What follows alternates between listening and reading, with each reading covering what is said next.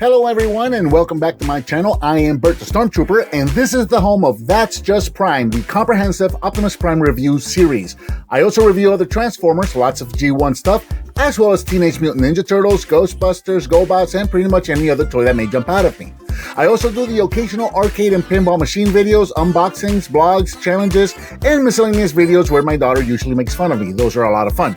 If you're new to the channel, thanks for checking me out. Please be sure to click that subscribe button and don't forget to give me a thumbs up and share if you like what you see.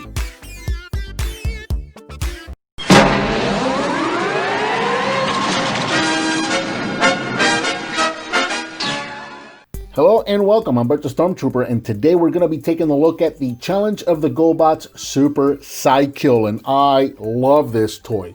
Released in 1984, he is a Super Gobot that retailed for approximately $10 or $11. And this is one that I've been after for quite some time. Unfortunately, I don't have the box to this. I've been able to get most of my Super Gobots in box. This is one I was not able to get a box for, but he is still in really fantastic shape, and it's one that I've wanted for a very long time. Sidekill, the original Gobot Sidekill, the little bitty one, we'll see that one in a moment, was one of my favorite Gobots, one of my favorite toys, one of my favorite transforming toys from when I was a kid. I loved the design of Sidekill.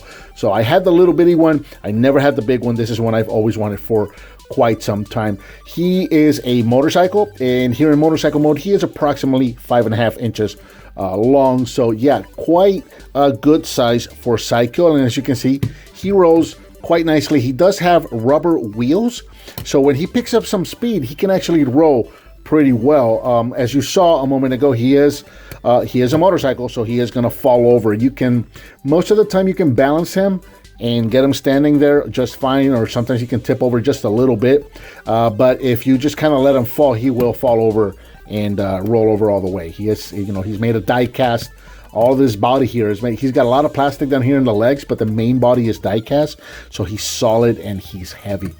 And he is a very, very cool motorcycle. I really dig this design. And such a simple design, too, because it's literally just get down on all fours, put a wheel between your hands and another wheel between your feet, and you got yourself a motorcycle mode. It's absolutely brilliant, and I absolutely love that about this guy. And that's really kind of about it for the motorcycle mode. Real quick for comparison, here he is with the original Sidekill. This is the one that I had as a kid. Well, this is not the one that I had as a kid, but this is the figure that I had as a kid. So yeah, there you go. So you can see what they look like together. And this guy was also made of die cast, so, you know, pretty solid little figure there, but quite a bit of size difference. Now, a lot of chrome detail on the original little figure, not so much on this newer, well, yeah, it was newer. It came out later, but the bigger one, a lot of these parts are just plastic and they were just made out in gray. So that was about it. So, all right, let's get into transformation. Stand there. Stop falling. Just stand there and let's get into transformation, which again is a Gobot, so he's going to be pretty simple. They did do a kind of a change between this one and the little one.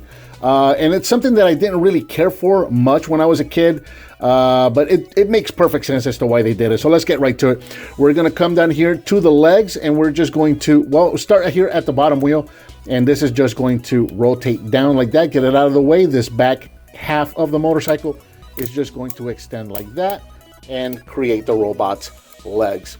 We're going to go up here to the handlebars, take these and separate them. There we go. So the hands are grabbing these side spokes of the wheel here. So we're just going to separate these. And actually, I like to take one of these handles and just kind of leave it in just a little bit. You'll see why in a moment. Take this wheel, bring it all the way down and out like that. Take this engine piece here and extend it out. And this is going to rotate all the way around the side of the figure.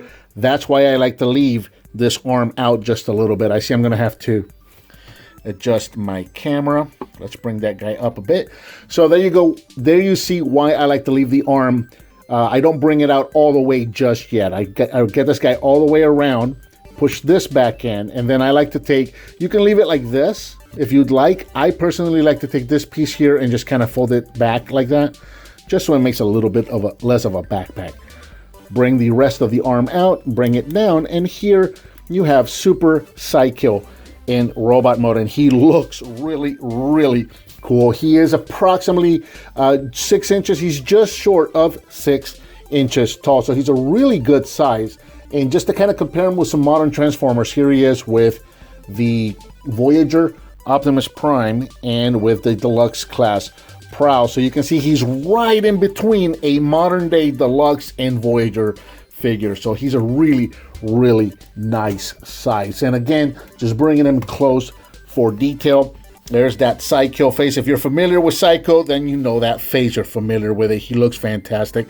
The detail on this guy is amazing. And he is really, really cartoon accurate, with the exception of, if you're familiar with the cartoon, the wheels were mounted on the shoulders. Let's bring in the regular one so you can see. So this is what he looked like in the cartoon. This is what he's supposed to look like. The wheels are supposed to mount on the shoulders.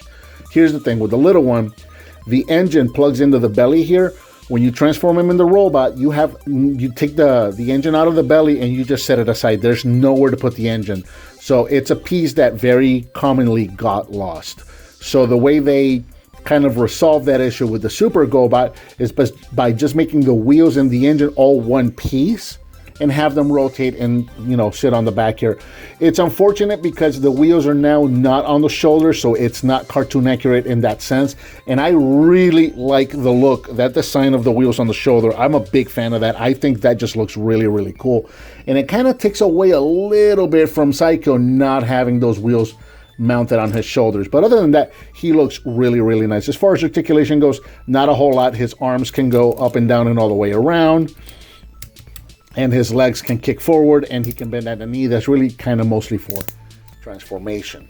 Again, at about just under 6 inches, he's not quite as big as other Super Gobots. For comparison, one more comparison, here he is with Bug-Bite, and Bug-Bite is just a hair taller than he is. And it's kind of the angle that I have the camera at. It kind of looks like they're the same size, but Bug-Bite is just a little taller than Psycho, and Bug-Bite is one of the smaller of the Super Gobots. I probably should have picked out a better example of one of the other ones that's a little bigger, but yeah, he tends to be just a little smaller than the other Super Gobots. But there you go.